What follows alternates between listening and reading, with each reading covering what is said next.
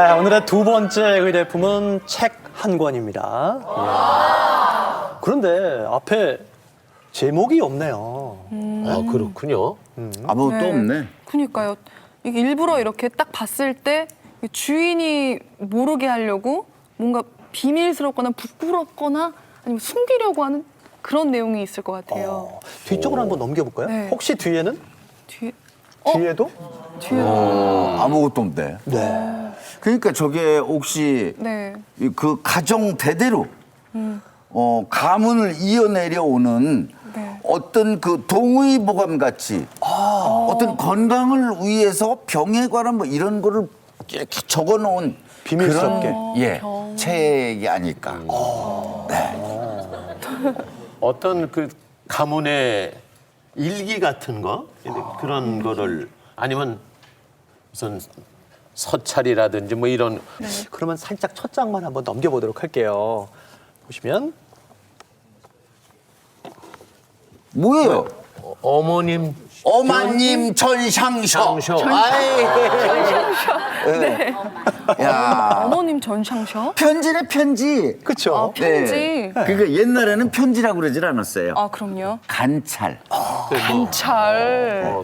서찰 그러기도 하고 뭐 서신 그러기도 하고 네. 그래서 표현이 아주 다양했었어요. 근데 어머님 전 샹쇼 그러니까 네. 우리 1950년 60년대 도 뭐 도시에 나간 뭐 이 자식이라든지 또는 군대 갔을 때 어머님 전 상서 기체후 일양 망강 없이고 그리움에 뭐 이런 그럴 때 어머님 전 네. 샹쇼가 높게 글을 올립니다 하는 그런 거지 않습니까? 맨 앞장 봤으니까 맨 뒷장도 한번 볼게요. 네. 맨 뒷장에 보면은 뭔가 단서를 좀 얻을 수 있을 것 같은데요. 자, 읽어볼까요, 한번? 광무 6년 이밀 2월 26일 리역 니익채 니채 샹셔. 샹쇼. 리익채 리익채 씨가- 선생께서 네. 어르신네들한테 올리는 샹셔. 그런데 네. 그동안 이 한문으로 쓴 거는 제가 이 진품명품에서 많이 접했는데 우리 글로 쓴 거는 전 이거 처음 보는 거거든요. 순한글이에요. 그러게 순한글. 훈민정음으로. 그렇죠. 아 그거 이거 색다른데요. 자, 그럼 일단 정말 그 편지, 간찰이라는 정도는 우리가 알 것 같은데 네. 의뢰인께서는 과연 이걸 어떻게 소장하고 계신지를 한번 들어보겠습니다. 네. 어떻게 이 의뢰품을 갖고 계신 건가요? 예, 이 편지를 쓰신 분이 좀 전에도 나왔던 처럼 이자, 익자, 채자를 쓰시는 저희 조부이십니다. 조부. 예, 저희 조부께서는 1902년도에 네. 에서부터 3년 동안 러시아 공사관에 서기로 그때 근무를 하셨는데 64일 동안 그 여정을 통해서 러시아에 도착한 후에 네. 이 편지를 저희 증조모님한테 보내셨던 겁니다. 아니 그러면 어머님께 쓴 이 간찰 편지라는 건데요. 네네. 다소 개인적인 내용일 텐데 예, 이렇게 예. 진품명품에 가지고 나오신 이유는 뭔가요? 물론 개인 편지이긴 한데요. 이게 지금부터 112년 전에 그 64일 동안 여정을 통해서 자기가 보고 느낀 점을 너무 상세히 적어갖고 요새 얘기하면 하나 기행문 형식이에요. 그래서 흥미로운 사건들이 많이 그 안에 기재돼 있고 네. 또 러시아 공사관의 그 열악한 근무 환경도 또 거기에 논한 부분도 있고 또 그 당시에 그 효심을 좀 볼 수 있는 것 같아갖고 여러분하고 같이 한번 이렇게 자세히 살펴보고 싶어서 갖고 네. 나왔습니다. 잘 나오셨습니다. 네. 그러면 좀 더 자세히 이익채 선생님이 어떤 분이신지를 좀 듣고 가면 좋을 것 그러게요. 같습니다. 네. 김 의원님. 예. 그 우리나라의 초기 학교 중에 오래된 학교가 배재학당인데 지금 배재 뭐 중고등학교가 있지만 그 배재학당의 1회 졸업생이세요. 1회 졸업생에 제일 유명한 사람은 이제 이승만 대통령 있잖아요. 예. 주시경 선생도 있고 하지만 이분은 그 이제 그때 당시에 배재 학생들이 그 이제 그 지금 말하는 동창회 같은 걸 만들어서 이제 소위 말하는 졸업생들이 모임이 있는데 협성회라고 하는 꽤 유명한 그 단체가 있고 그 협성회가 나중에 서재필이라는 분의 영향을 받아가지고 그 이제 애국 계몽단체인 일반 사회단체로 발돋움을 합니다. 거기 애국 계몽운동을 하는데 그 당시에 거기 회장도 지내셨고 일제 강점기 때는 이 성경 번역하는 일에도 전 참여를 해가지고 그쪽에 상당히 업적이 있는 거로 알고 있습니다. 근데 대단히 우국지사였어요. 일본을 아주 싫어해가지고 그 영어나 외국어를 몇 개 국어를 잘하셨는 거로 알고 있는데 일본어는 못하셨다는 겁니다. 그런 정도로 아주 아주 깨끗했던 분으로. 선각자적인 면도 있으셨던 그렇죠. 거고요. 예. 그렇군요. 그런 분이 이제 처음으로 고국을 떠나서 미국에서 어머니께 쓴 관찰입니다. 내용이 정말 궁금한데 서두부터 좀 한번 좀 보도록 하겠습니다. 그러면 어머님 전 상서 뒷부분도 한번 읽어볼까요? 할멈도 그동안 별거 없이 있었인가? 할멈도? 별거 없느냐? 이거 누굴까요, 도대체? 할멈. 그러니까 네, 이게 앞에 안부 다음에 할멈. 할멈. 그러니까 이제 집안에서의 위치가 두 번째로 이제 고참이다. 이제 어르신네다. 서열 2위. 서열 2위죠. 예. 그러신 건가? 아니면은 무슨 보모 같은 그런 그 할멈도 아니 근데 첫머리에 그렇게 그럴 것 같지는 않고. 네. 할멈. 과연 누구를 지칭한 것이 궁금하시죠? 네. 네, 두 분도 궁금하시죠? 네, 그러게요. 그래서 바로 이게 인형 퀴즈입니다. 자, 이 관찰에 나온 할멈. 과연 누구를 의미하는 것일까요? 객관식입니다. 1번은 할머니, 2번 어머니, 3번 아내, 4번은 유모. 그 문제를 내도 아주 얄밉게 내요. 아내를 이렇게 낮춰서 이렇게 어른께 어머님께 할 때는 네. 저의 뭐 아리따운 뭐 달덩이 같은 아내가 잘 있나 이러지 않고 그냥 우리 할망탱구 그냥 잘 있는지요 어머님께 낮춰서 하나라고 아내를 그렇게 아내. 사랑스럽게 표현한 네. 어른께 보내는 서찰이니까. 네. 김학래 씨는요? 저도 똑같은 생각입니다. 아니 정말 왜 그러냐면 네. 여기서 할멈 이렇게 한 거는 아내를 사랑스럽게 부르는 거로 그리고 그 위에 사람들이 또 어르신네들이 계시니까 지인 같으면이야 뭐 허니 뭐 이렇게도 할 수 있고 김학래 씨는 그럼 댁에서 뭐라고 부르세요? 야, 벌꿀. 허니. 야, 5번 벌꿀을 했어야 되는데. 그러게. 볼거리 있어요. 윤수현 씨는요? 저는 좀 이렇게 말씀하신 것처럼 편하게 대할 수 있는 와이프, 아내한테 했던 것 같아요, 저도. 그러면 세 분 다 네. 허니네. 예, 허니. 아내일 것이다. 네. 할멈은. 자, 그러면 과연 정답일까요? 글쎄요. 저도 정확하게는 모르겠는데 그 여러 가지 상황으로 봤을 때 그 부인보다는 그 유목에 가깝지 않을까 싶습니다.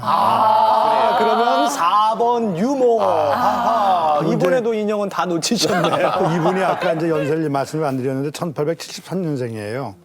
그럼 그때 당시에 30살인데 30살 때 부인을 할머니라고 부르는 것은 있기가 어려운 일인데. 예. 나는 함정인 줄 알아. 자, 그러면 관찰의 내용 하나 더 보면요. 이 안에도 여러 가지 그 이국 풍경에 대한 그 놀라움의 뜻을 나타낸 그런 표현들이 많이 있거든요. 이번에는 김학래 씨가 한번 좀 읽어주시겠습니까? 부탁드릴게요. 예. 이곳은 홍해와 디중해 사이에 병모가지 같은 육디가 장이 영국 리슈로 238리 조선리스 거진 400리를 영국 덕국 아라사 법국의 대리 토익이 여삿 나라 일꾼들이 춘념내어 숱한 돈을 내고 법국 기사 레십스가 이 육디를 바다 만든 난리를 마터 파누 아싸와 큰 화륜선이 무란히 왕래함 난. 야 이거 내가 아니 김학래 씨가 나온 거예요. 김맹구가 나온 거예요. 김용복 위원님을 직접 모시고 한번 설명을 자세히 들어보도록 할까요? 네. 위원님 나와주시겠습니까? 아이고. 이거는요. 예. 김영복 의원님도 헤매실 거예요. 자, 어떻게? 지금 얘기했던 수에즈 운하를 얘기하는 거예요. 수혜주라고 하세요. 스웨즈 한번 뒤로 들어봐- 넘기면 아니 한번 띄워주시죠 그냥 띄워주시면. 이렇게. 야, 여기 지도가 있습니다. 야, 언제 이런 걸 또. 또. This is map? 여기서부터 이제 황해로 해서 남진아해로 해서 말레이시아로 해서 그다음에 여기 이제 스리랑카로 해서 인도에 그다음에 여기 지나서. 지나서 수에즈 운하를 가는 여기를 제일 많이 활약을 했어요. 여기에서 이제 흑해를 지나가지고 여기 오데사, 우크라이나를 지나서 그래서 이제 기차를 타고 가는 그런. 근데 학식도 많으셨으니까 이렇게 그렇죠. 편지에 그걸 설명을 그리고 하셨지. 그 당시에 영어를 잘하는 당대 이승만 대통령이 영어를 잘했다지만 그게 버금가는 영어를 잘해가지고 그때 당시에 영어로서 날렸던 분 중에 한 분. 다니셨군요. 그러니까 이 이익채 선생께서 러시아 공사관에 서기로 근무하셨을 때가 1902년부터 1905년까지인데 대한제국 때입니다. 근데 그 당시에 그 우리나라의 어려웠던 나라 살림살이에 대한 내용들도 이 안에 담겨 있는데 그러네요. 이번에는 배한성 씨가 한번 읽어주시겠습니까? 여기 온 지 이틀 만에 아라샤 정월 초하룻 날 아라사 국내부에서 청첩을 보내요 오라 하왔으나 아라사 정부에서는 복장 아니 입고는 폐현을 아니 시킨 난 고로 복장이 없사와 아황 전하 공고에 참여 못하여 쌉내다. 소래복, 대래복 두 벌은 부득불 있어야 하와 공사장이 300여 원을 지발하시와 대래복, 소래복, 네모와 거기에 당한 물건들을 방장 만드는 중이 올시다. 그러니까 이 외교관들이 모이는 데니까 어떤 격식을 차리고 가야 되는데 네.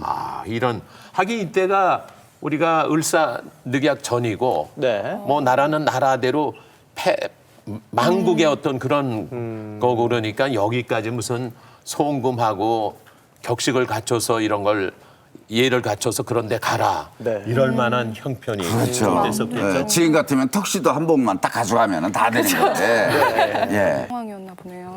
근데 이 뒷부분을 네. 보면요. 이렇게 저렇게 러시아에서 이 빌려서 쓴 돈이 한 6,700원 정도 되는데 이것을 네. 다 갚으려면은 한 1년 정도 걸릴 것 같다. 그래서 그 기간 동안에 예. 집에 돈을 보내지 못할 것 같아서 걱정스럽다라는 내용도 담겨 있습니다. 예. 그러니까 이 효심도 담겨 있고 애국심도 담겨 있네요. 그렇습니다. 이제 마지막 궁금증은 60초 최종 감정으로 풀어주십시오. 이게 순수 기획물이 아니고 개인 그 서찰식이기 때문에 조금 이걸 가격으로 친다 그러면 좀 차이가 있을까요? 제가 아까도 말씀드렸지만 그 한글로 순 한글로 쓴 거는 참 귀하고 그렇기 때문에 또 하나는 기행문은 아니고 편지지만 아까 기행문이 다 들어있어요. 그래서 저는 편지와 기행문이 합쳐진 거 아닌가. 예. 그래서 사실은 의미는 편지와 기행문의 의미를 다 가지고 있다고 저는 생각합니다. 그렇군요. 네. 그리고 제가 볼 때는 이거 자체가요. 지금 아주 너무 깨끗하고 해서 요거 자체를 의뢰인이 제본을 해서 원본이 아니고 그렇게 해서 가지고 있는 게 아닌가. 아니 원본이 맞는데요. 그거 이제 종이가 좀 얇은 종이라서 그걸 일부러 이제 배접을 하고 해서 지금까지 보관하기 좋게 만들었기 때문에 그 상품하고는 아무 상관이 없습니다. 이제 궁금증 다 풀리셨습니까? 네. 이제 여러분이 생각하시는 추정가 적어주십시오.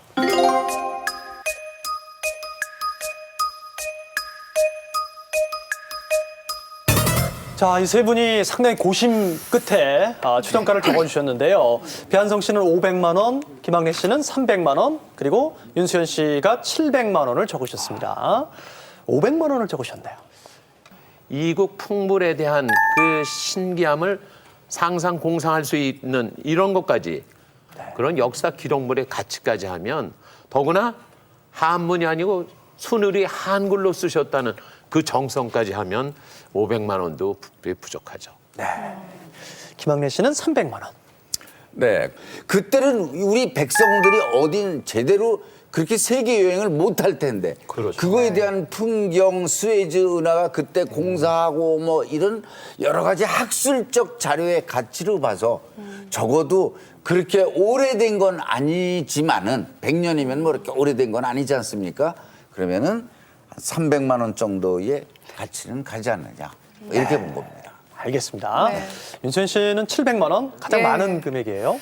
그때 당시에 이렇게 영어도 잘하셔가지고 이렇게 여행을 하셨다는 거가 되게 흔치 않은 일 같고 또 그거를 하나하나 기행문으로 작성이 되었다는 게 어떻게 보면 또 문학적인 가치로도 많이 좀 크게 평가받지 않을까라는 생각으로 네. 조금 세게 불러봤습니다. 네. 좋습니다. 네. 의뢰인께서는 100만 원을 적으셨습니다. 예.